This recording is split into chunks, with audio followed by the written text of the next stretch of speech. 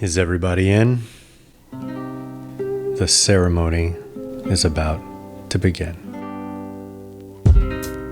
Hello and welcome, listeners, to the Pilot Waves podcast, a podcast about artistry, about technology, about community, about commerce. It's about the intersections of these worlds. It's one world, but it's the intersection of these concepts.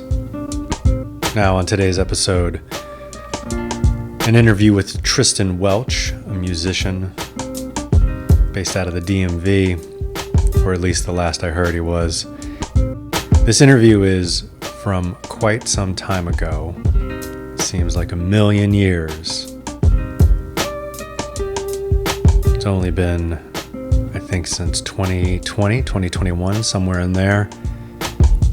But oh, how many things have happened since then. How much has changed and how little has changed.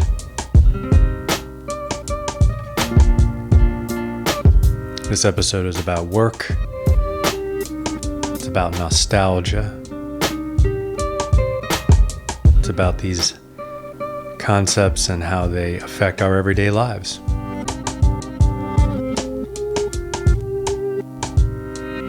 Humbly, you are asked to listen, to give it your full attention as best as you can manage in this workaday world,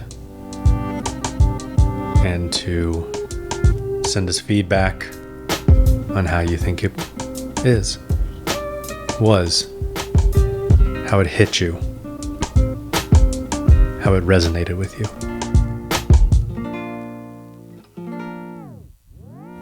All right, so tell me about why people should quit their jobs. My big, when I first got interested in that concept of just not being enslaved to employment, I probably had always somewhat felt that way. About, I want to say 5 years ago, when my mom passed away. She was 63, and all she ever really talked about was wanting to get her Social Security check and just live. She was tired of working. She was tired of just doing the whole thing, and she never got there. And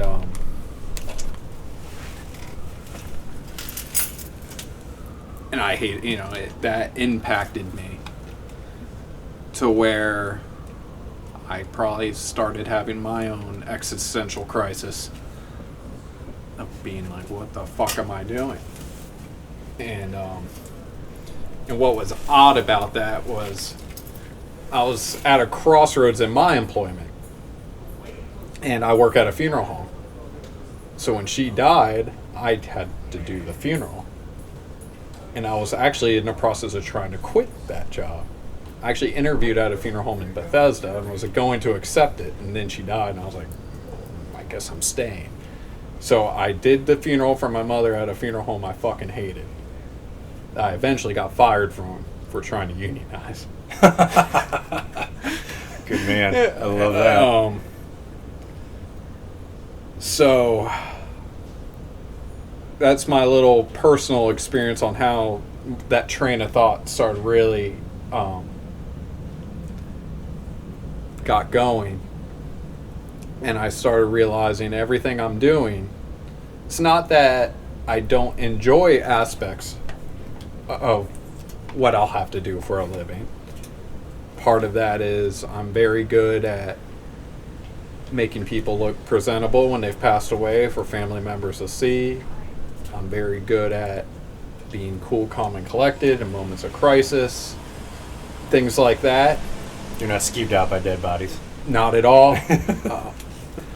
I'm interested in different religions and cultures. And in this area, the DC area, there's a lot. I enjoy that. I realize when I'm there 8 to 10 hours a day, I'm really working maybe 3 or 4. So what is the point of the rest of it? The point is health insurance, a semblance of hope of retirement. And I realize that's what everyone's doing. And I think I would work just as hard. I would be just as productive without this concept of trading this time, which truly isn't even all labor. It's just simply time.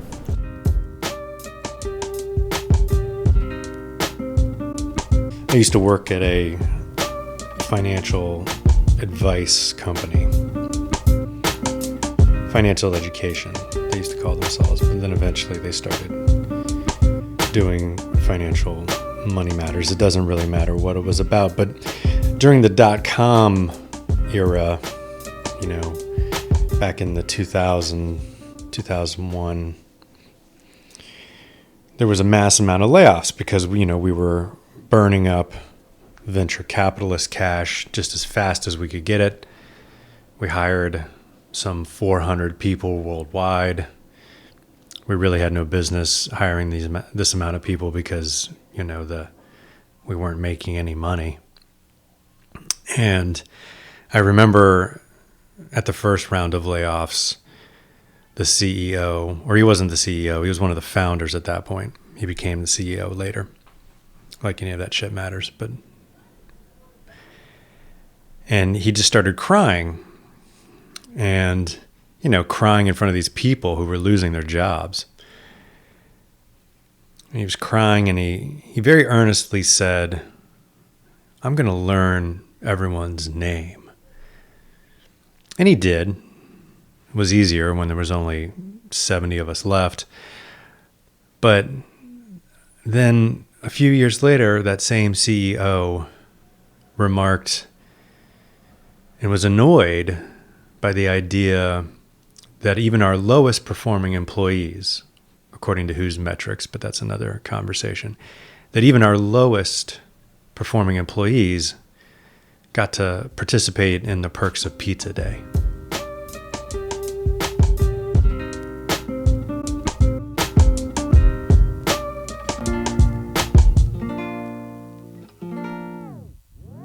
What interests me sometimes is, so I live in the group house. It's like me and my partner. We have 2 other roommates. Sometimes there's even another one, depending on how many people we have in the house. And it's affordable, you know, and the amount of hours I work I can't work any more hours. I mean, I could, theoretically, but my body can't handle it. And so it blows my mind that there's this like inverse relationship between like if I want a place of my own with my own place to be, I have to then spend more time in a place that's not mine, against my will almost. Mm-hmm. You know, at will, which is they use that word, those 2 words, which cracks you up, right? Mm-hmm. It's not at will. My your fucking livelihood is on the line here. It's the Maslow hierarchy of needs. I'm gonna fucking die, you know. And there's one book in particular I read where they talk about like one of the worst lies that was ever sold to people is this idea that if you don't work, you will die, which is totally not true. You know, I mean, it can be true if people let you die, but in actuality, it's not true at all. I think whether it's a job per se, labor will be done. I think I use carpenter for example. If someone likes to work with wood and make furniture, they're going to work with wood and make furniture. You're not going to be able to stop them. It's going to happen. If you ever see people who are into the shit that they're into, they can't stop themselves from doing the things, whether it's music, painting, writing, taking care of elderly people. That might be a bad example. I haven't met a lot of people. I think that's reasonable. I know plenty of nurses, whether it's hospice, nursing home, or hospital, that do get fulfillment. Do I think ideally they want to do it 60 hours a week? Absolutely not. Yeah, I mean, you know the answer to that, right? Yeah. But I think eliminate the need for full-time, quote-unquote, employment. they would still put on scrubs and help people. I was at the Rhizome in DC, and incidentally, the Rhizome in DC is, arguably the best venue in all of DC. It's a music venue, it's an art space, it's an educator space. It's just all around one of the best places that exists in all of DC, and I will stand by that statement. I don't think anyone would challenge me on it, but that's just what I'm saying at the end of that phrase. So at the Rhizome, I went and saw this band, Fanaplane. Shout out to Ted Zook, my buddy. And there's a woman named Maya in the band, and bear with me, I promise the story connects somehow. And in a moment, there was a recognition that we needed to put more chairs out. And someone said, do we need to put more chairs out? And then 5 of us simultaneously got up and put all these chairs out.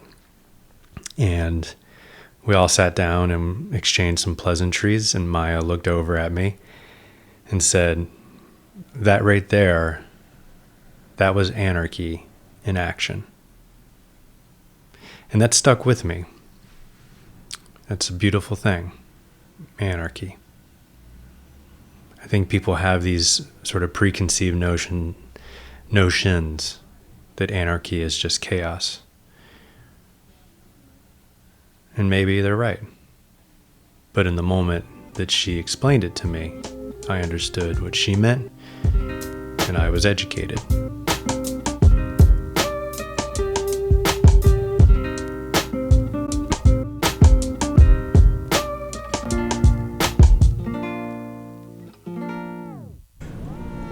Why do you think the United States version of capitalism ties health insurance so deeply to the 40-hour existence? Because it's not just having a job that gets you health insurance. You have to have like a 40-hour-a-week job, most times.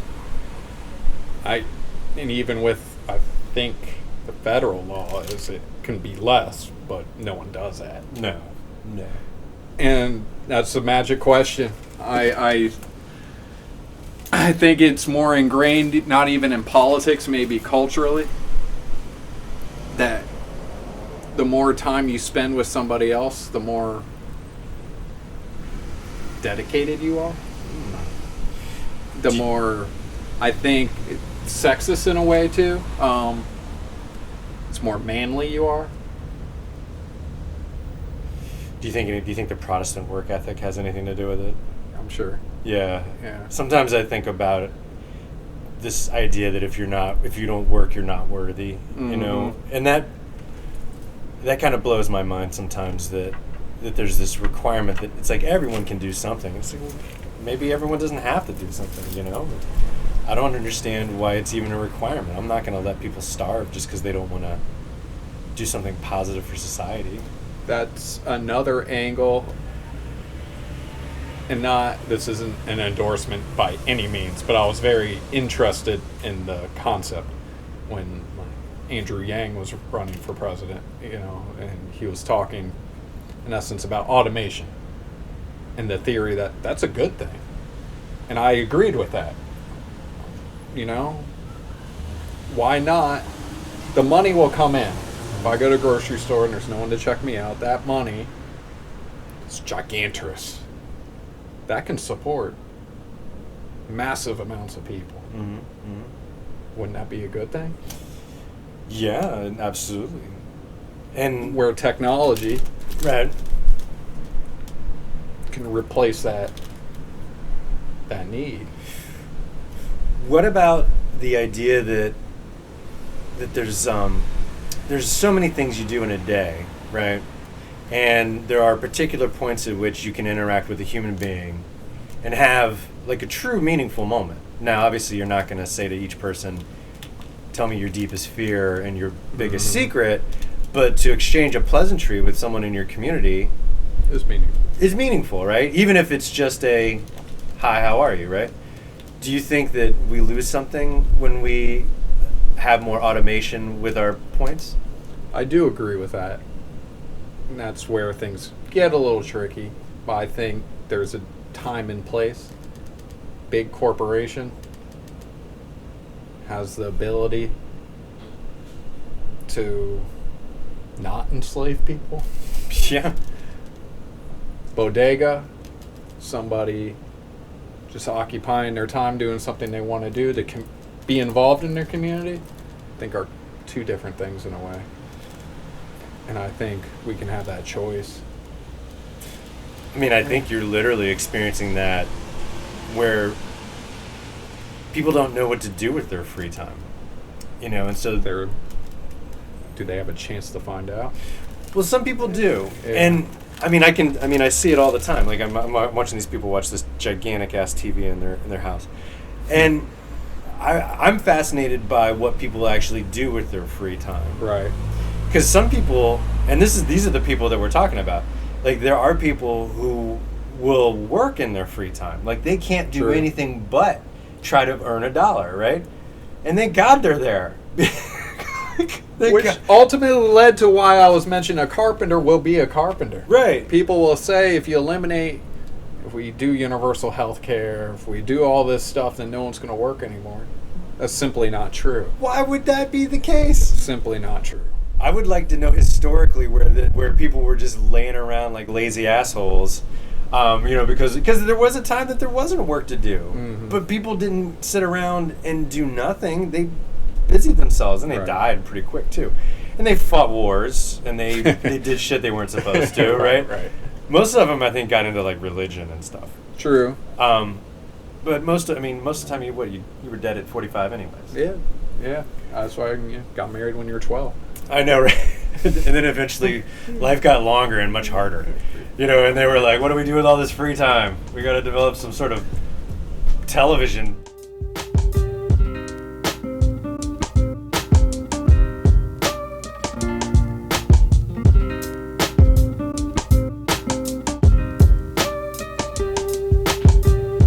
So let's talk about television for a minute. Just for a minute. Or 2 minutes. Give me 2 minutes. And we'll tie this into nostalgia. So we're going to talk a little bit about nostalgia throughout this episode. And I have this sickness where I rewatch the same show over and over again. And with my free time, and when I say free time, the time that I'm trying to re-energize myself and get ready for the next series of work tasks, because my work as a pet care professional kind of is all the time. You're kind of always working. You're either working or you're sleeping and or resting. Those are kind of the two modes. And I became like overly obsessed at one point with the show Frasier. And I would rewatch it on loop all the time. It was really fucking weird. And Big Bang Theory, I would watch and rewatch and rewatch. It brought me comfort that I realized eventually was nostalgia. It was nostalgia for the show, but it was also nostalgia for the presence of the people that I watched the show with the first or second go round, whether it be my parents, my mom. It was really fucking weird. And I don't know how you all feel about nostalgia, but at this point in my life, I wonder if it isn't very destructive both for myself and for society at large.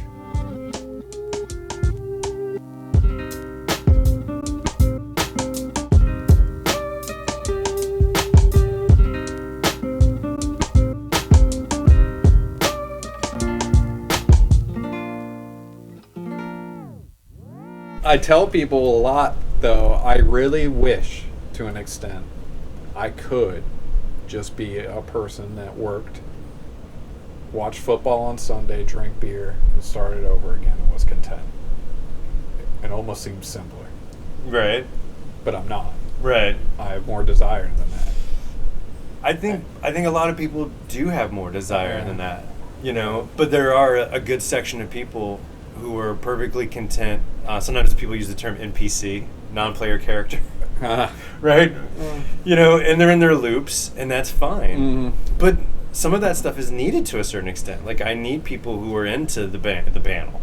Yeah. You know, not everything can be extraordinary all the time. Right. And I need something to be, you know, I need there to be a bar so I know how great is, right? Maybe. I don't know. I might be just fooling myself. No. I think, and no, I don't disagree with that. Just, I think where we might be on the same page is we believe that would happen naturally.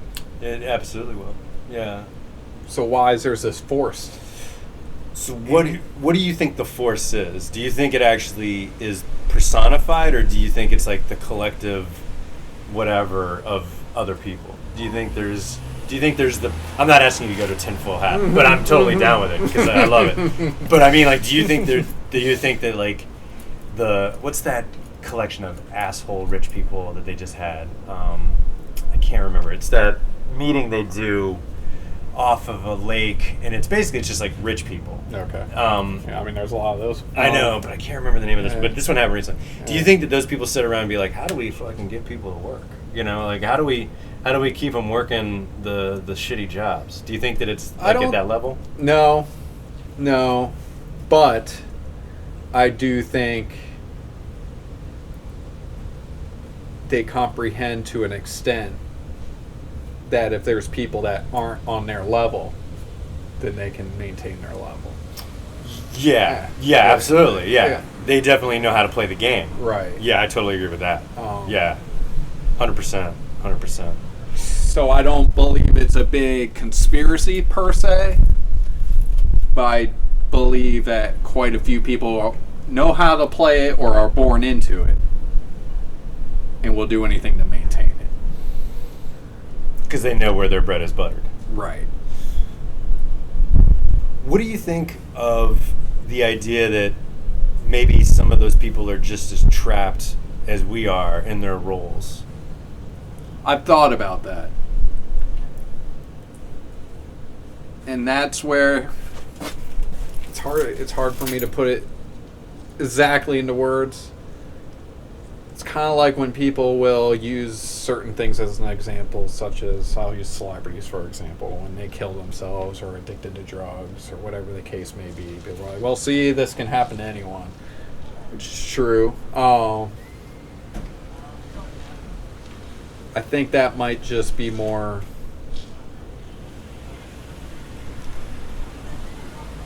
I wish I could put it into words. I think we're all still searching for something and realize all that we're fighting for isn't necessarily the answer. Do you think that sometimes people take advantage of... Because the search for something seems to be, at least in most people I've talked to, a universal. Yeah. There's always a search for something. Right. Do you think that sometimes is what's used against us? Yes. And that's where I also think that where even the super successful rich, they have all the money, yet they still have the same problems. Mm-hmm. Which leads to my even, once again, well, what are we doing this for? We all know that doesn't help. So why is that what's enslaving us from finding that answer? A man talking to another man. Man to man, man to machine, machine to machine. Communication between people is only an electronic impulse away.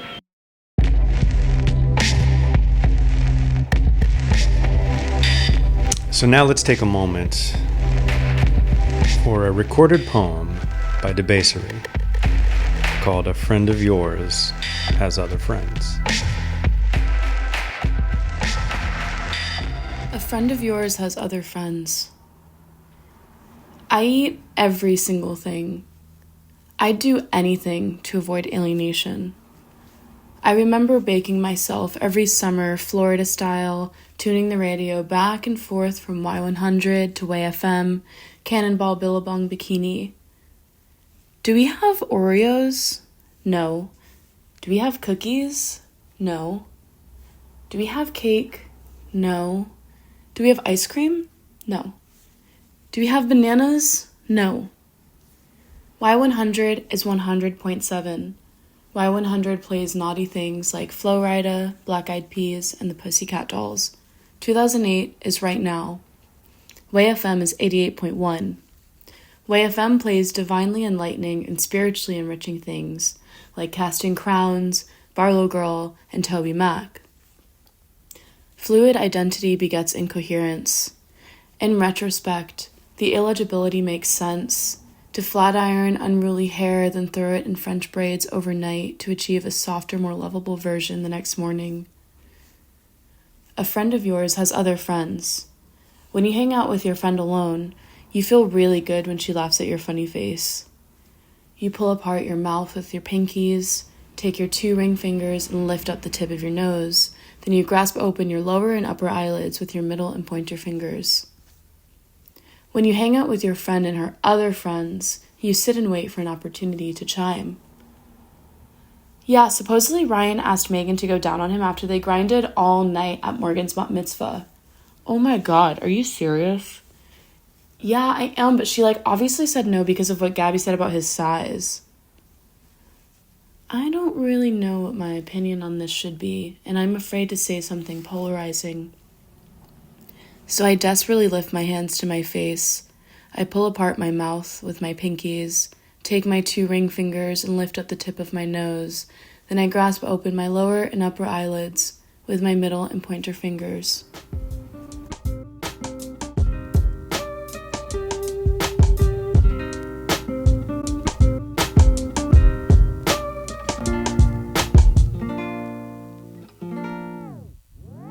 Having said that, when people always say,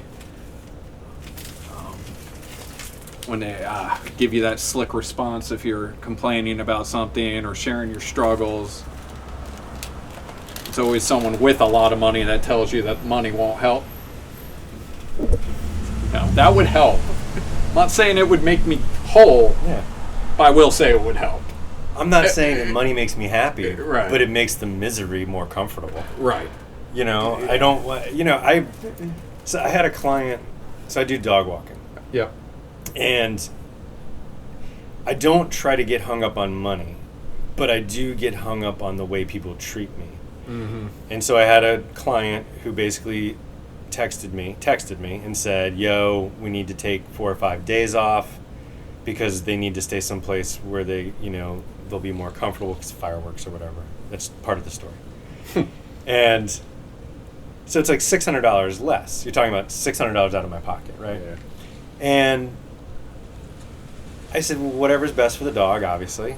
But the more I thought about it, I just couldn't fathom that a married couple who just had a baby, you didn't know that $600 would cripple me? You don't know that that's the level of life I lead. If you don't know that, then we can't hang. You absolutely can't. We cannot hang.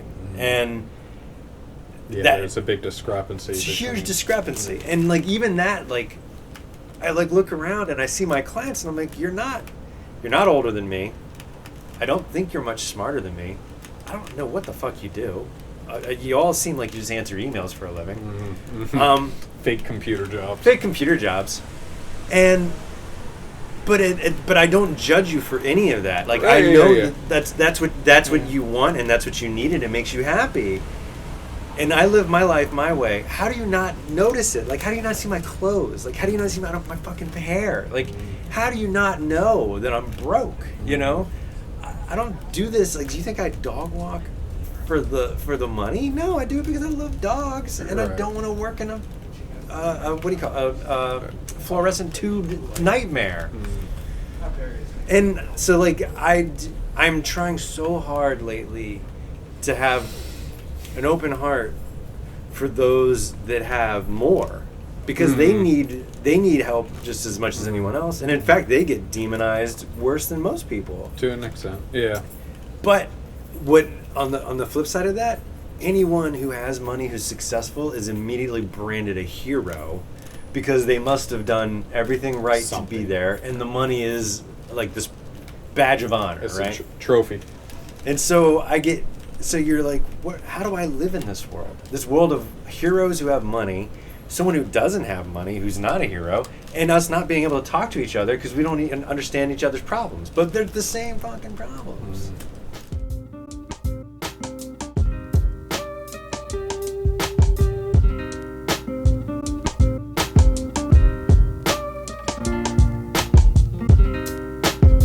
On the nostalgia tip, this is becoming like some sort of strange confessional.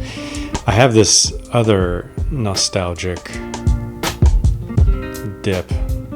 pool of nostalgia that I dip into. I'm a big pro wrestling fan, and I like pro wrestling video games. And after 9/11, I hadn't played these games in a little bit.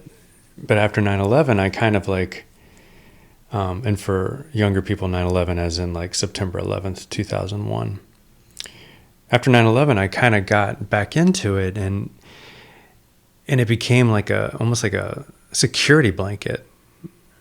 And that's what it continues to be. It's like what I go back to when I feel life is completely out of my control, or at least the control that I think I have is not within my reach, because none of us have any control over anything, no matter what we actually think. You can take that to the bank.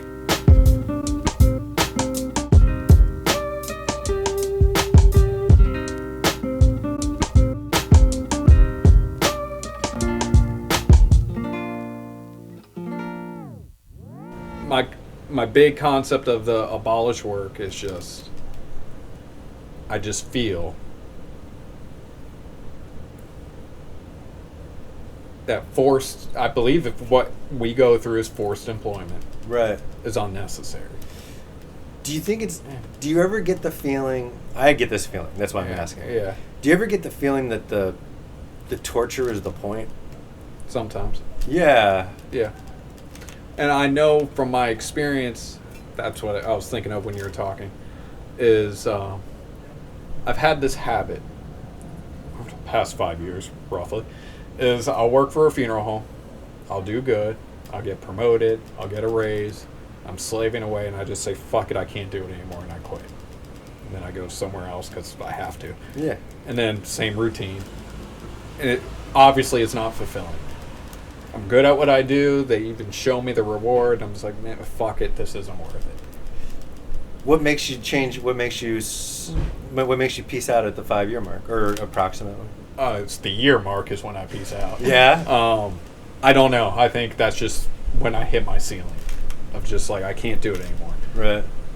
And then 2 years, maybe 1 year ago, maybe 2 years ago, I was at the highest I was paid.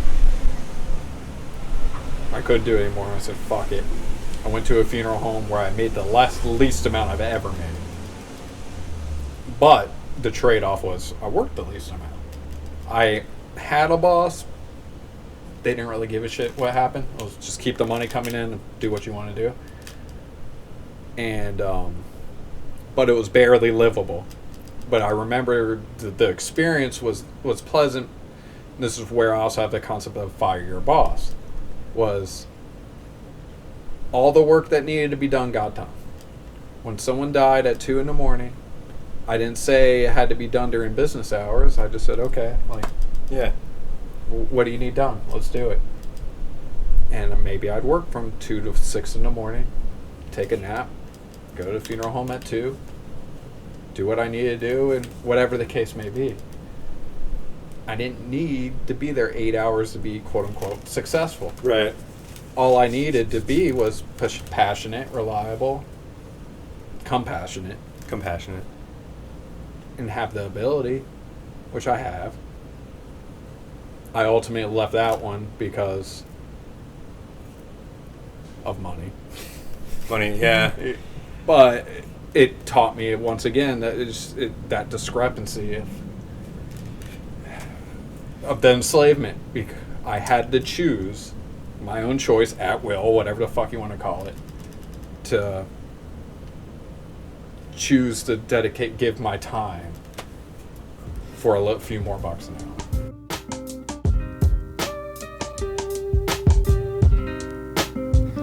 So let's take a moment to listen to Economic Fear by Tristan Welch off of Ambient Distress. This release is available on Bandcamp. Highly suggest that you check it out. It is well worth your time and money.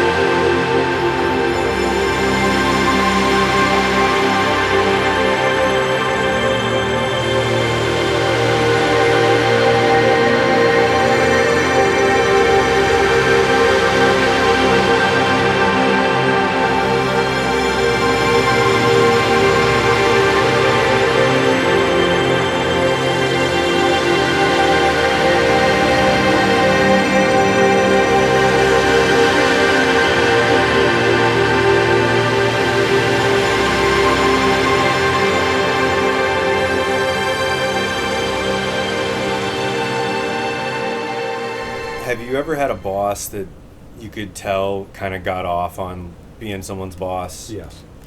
Yeah, me too. And that's maybe part of why my big belief or concept doesn't work. Maybe there are just so many of those people. I mean, the pandemic is, if you believe what you read, middle managers are getting squeezed out. Yeah. You know, because, or the on-site supervisor type people. Right. Right. The ones who make sure you're banging away on your keyboard. Hey, everybody, just wanted to let everyone know you're part of the team. We're very excited to meet those people. Yeah. The pizza party people. Yeah, they're out. They're out. Right. Yeah, they're out. And to a certain extent, I understand, it's very encapsulated in the office space where the guy is like, I'm a people person. I deal with people, Right. like that's the guy we're talking about, but they were necessary, when you have an organization of like 200 people, you have to have a certain amount of people sort of looking at them all. True. Because if you don't, everyone's going to kind of do their own thing. True. Why? Because that's what normal people do. True. Because working in an office is antithetical to being a human being. Right. It doesn't make sense in the first place. Doesn't make any sense whatsoever. Of course, I remember I had a boss one time. We were having like a personal conversation, and he like yelled from his office, like, "Get to work!" And I was like, "Is this real right now? What's happening?" Right. And then so I worked at a music store. This is my last like real gig. Yeah. I was at a music store, the Chuck Levin's. I was working at Chuck Levin's. Okay. And the amount of inanity that you have to deal with because of the amount of items, the incredibly weird margins. They were more excited about me selling garbage items than they were, say, like a brand new MIDI controller, because the MIDI controller margin was like $10. Yeah. But selling out garbage, you're making $4 per item or whatever. I worked at Guitar Center for a year. So you know exactly what I'm talking about. Yeah, and like it's a family, whatever. But if you're not 11, you're not part of the fucking family. No. And even the people who worked there for 30 years, like I thought they were great. But man, I went in there and I was like, this is nuts. I was like, I can't believe this is actually what people do for a living. I mean, this is insanity. And that did not rub them the right way, because they were very proud of what they had built. And they should be. Sure. But the way they treated their employees was shitty. And they were the ones who used that as a way to keep people down. Of course. That was absolutely part of the programming. They even told me one time when I did something wrong, they're like, well, we had to yell at you. Because they talked to me like I was a child. Right. And I did not, I was like, you don't talk to me like that. I was like, and I let them have it. And they were like, well, you needed to be talked to that way because you did something wrong. And I was like, I'm not a fucking dog, man. Like, what the fuck are you... Like, I was like, I'm either going to learn the lesson or not. Like, the way you talk to me has nothing to do with it. And so I fucking walked out. And I was so happy that I did, because it was the first job that someone said to me, like, hey, are you either going to shape up or you can just walk out? And I was like, cool, I'm out. And, and it felt great. Need to. It felt great. I felt so good. I understand. I lost a lot of friends, though. So. Or were they friends? Yeah, that's what I was surprised me is. I was Right. like, man, how do you not know this is a shitty place to work? Like I mean, even if your name is Adam Levin and you run the place, like, how do you not know it's a shitty place to work? Do you really like coming here? And if you do, it's only because you own the place, Right. you know, or that you're like one of those creepy weirdos who gets off on being people's boss. Right. Right. I do think a lot of bosses are just like politicians. They like, Yeah. just that ability to play you like a puppet.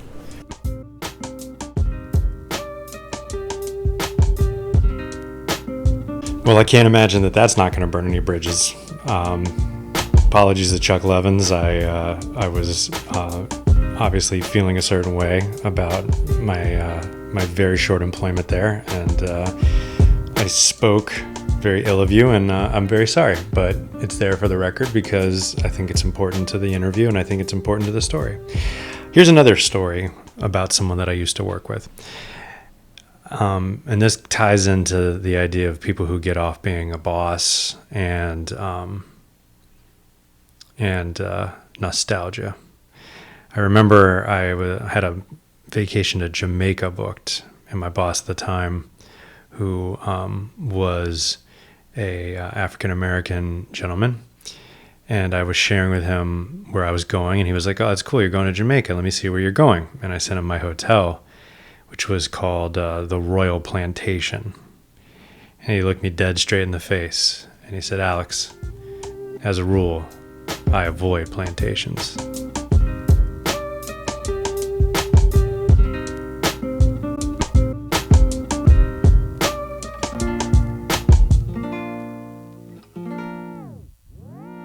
I do, when I've gotten in phases of where I think like general strike would kind of send a message. Sure. So many people put up with it, and I understand why, because I put up with it. I understand why. Totally. If enough of us said no, then their bread is being eaten. Yeah, and they're not going to do the work. No. Or I don't even know how. I don't even think they know how. Yeah. That's all right, let's take a pivot for a second. So artistry, technology, community commerce. I bring those up for a reason. So artistry, tell me what artistry means to you. What is that? I know there's a definition of the word, but for you, what does the term artistry mean? That's a good question. Artistry. For some reason, when I think of that word, I think more of like artists and crafts. I don't know why, but that's what comes to my mind. But that's not really what I think it means to me. Artistry, I think, is practice. It's the practice of something, whether that's musical, whether that's more painting, or even other things that we've already been talking about. Bricklayer, there's artistry. It's practice, and what comes from practice, or what comes with practice, I believe, is dedication.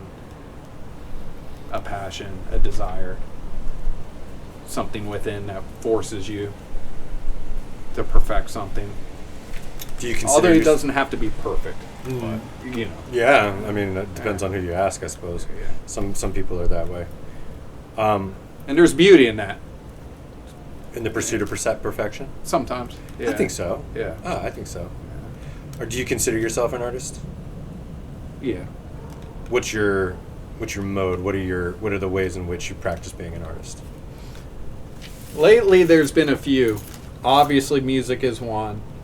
Although, truthfully, I am reluctant to really say I'm a musician, per se. Music is my form or sound, mostly. I'm not someone that goes home and practices scales, things like that. Mm-hmm. I always view more as the sound of...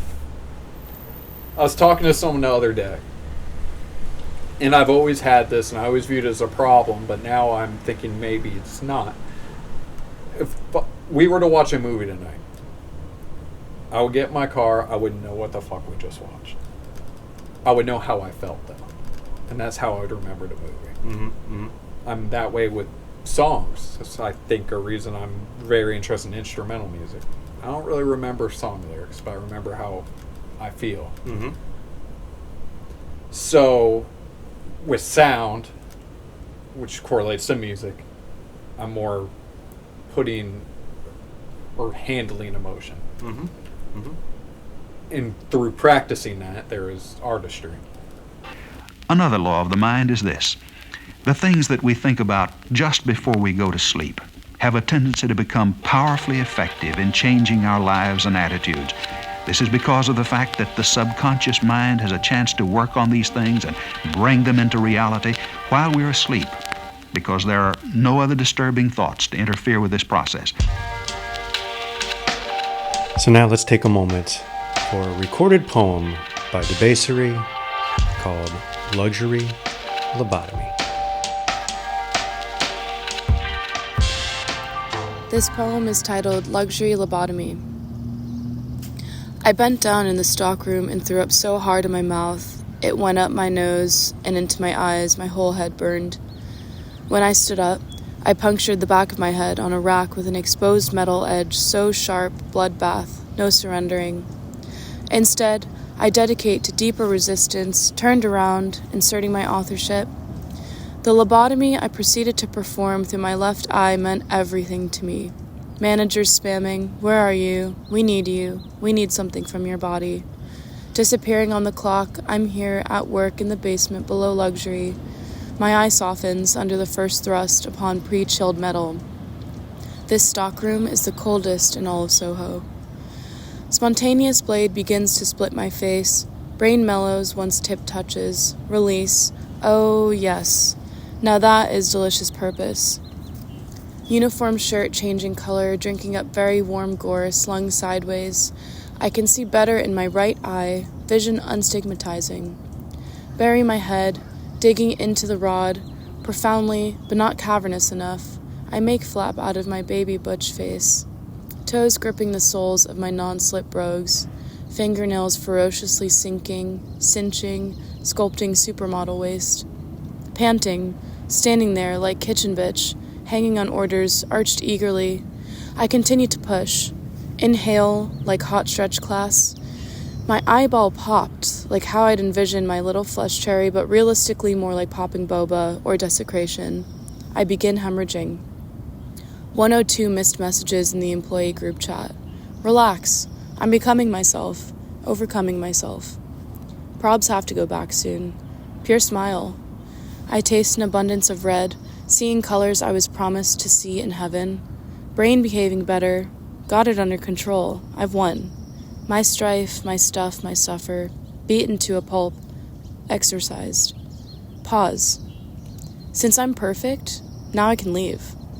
I stack fists over the rod and push very away. I'm giving birth to violence, to labor. It oozes out of my seeing socket, squelching everything on its way out. Brain unpiercing and hardening back around the wound, forever changed, reprogrammed like borderline personality disorder therapy. Veins like wires empty out of the new cavity. The rod takes my eyelashes home with it in a to-go box. How femposh. I'm post-fuck pieced out. Layers of bone chipped and skin slinks off like slobber dancing. I laugh. It's like dick swinging. Mid-20s, existential bliss. To propel the door open like I just slammed 10 cock bears in a saloon, striding out of the stockroom, fucked up face. Silver spurs illuminate my path in front and behind, fully loaded cunt and holster. You can see inside my wonderful skull. Boring, horrified onlookers, shoppers, spenders. They have miserable lives. I punch the glass case, sterling rings first, pulling out the expensive first place brooch. No old money deserved this. To fasten it, I pierce my chest with the pin and dig, until the hardware disappears, clips onto some muscle in there or something. I approach the manager that would soon be fired. I released him into the hands of HR. I spit my eye blood in his face hole. He falls down the stairs from the force. Crack. Dismiss the nudge to give him more than that. Middle fingers up, screaming, "Eat my dust," a stench of iron trailing. I stand victorious, a student of life. A stunning sunset opens its rear and swallows me.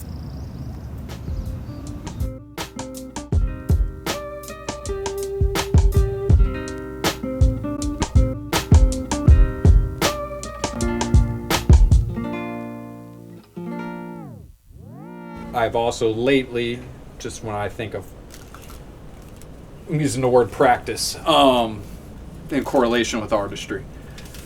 Martial arts, for an example. Mm-hmm. That's not what you'd consider, or most people would consider, art per se, but it is a practice of something that you really don't use, or you, it's an art. It is. And it's a practice. It's something that you have to dedicate to. It's something that you have to do regularly. It's something that you have to feel. I wrote this down. This isn't exactly Sure. what you said, but the idea of the powers that be, the work world, it's like they're trying to fight our individualism. Sure. It's trying to remove our individualism. Yeah. But simultaneously, we're always told how we're special and unique individuals. Yeah. How do those things? Do you ever feel those things in your head? Those two sort of opposing thoughts. Yeah. Constantly, in a way. I can.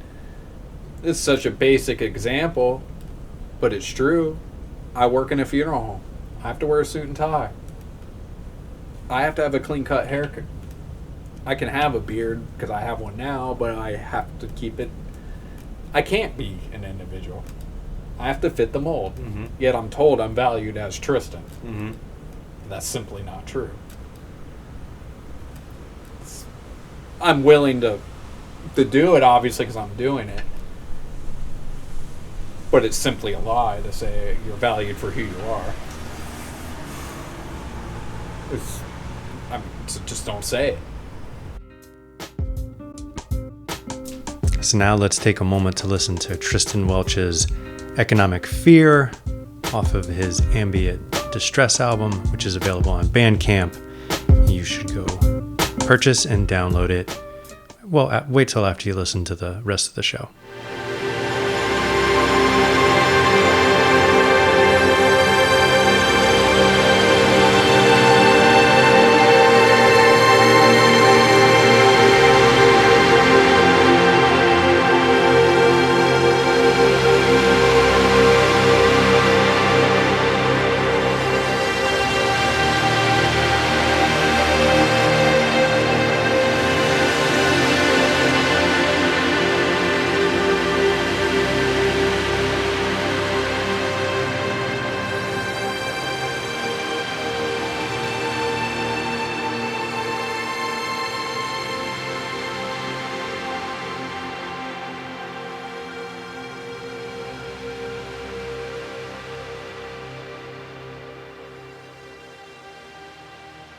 I worked at the big corporate feel-goodery factory, that was, pizza parties and happy hours and All that, yeah. and lots of fun and Quote unquote. Yeah. There was a period of time that we worked there and it was like nutso shit. Like we were out of hand. I understand. And then at some point we got, it got more corporate and it became like structured stuff. But there was a good couple of years where it was like inmates running the asylum, and it was glorious. But you know what? We didn't make any money because you can't make any money if you're just partying. if you're just partying all the time. Yeah. And if like someone just explained it to me one time. They were like, we're kind of shooting for like a lifestyle company. You come in here, you put in your time, you go home, and that's it. We make enough money to get by. Right. Right. And at some point, once the shareholders come into the play, they're like, well, that's not good enough. Now you got to have growth mindset. Right. Yeah. Tell me about the growth mindset. Do you know what I mean when I say I know that? exactly what you're talking about. Tell me about that. That is ultimately why I left that one funeral home where I made less money, but had that at least most personal freedom I had to add, because I got hounded about growth. And I don't want to get in the weeds of it, but when I started there, we did 100 funerals a year, which in this area isn't very many. during that year, it went up to 200. Great job. How are we going to do more? I don't want to do more. I'm fine where we're at. Yeah. I do more for what you're paying me. Even then, I don't want the money. That's more time I'm dedicating to you to grow for what? So you can have another yacht? Fuck your yacht.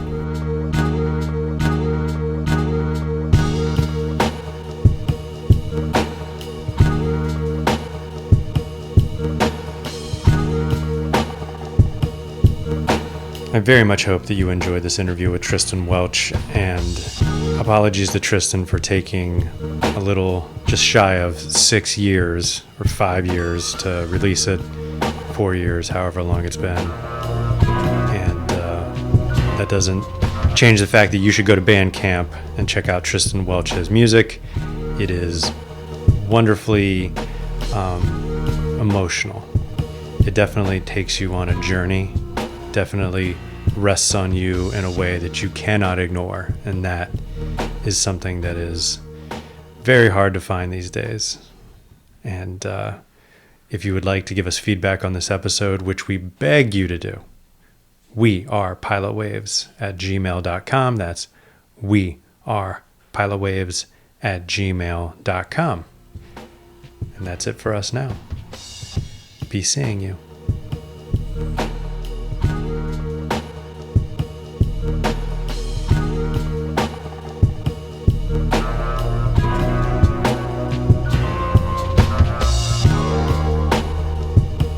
Important, and I think what's important is for people to hear stories of success and failure. Okay. Yeah, I like that. And when those stories are shared, I think our successes become embedded within one another. Like us having this conversation means our success is now intertwined. Right. What's good for you is now what's good for me. Yeah.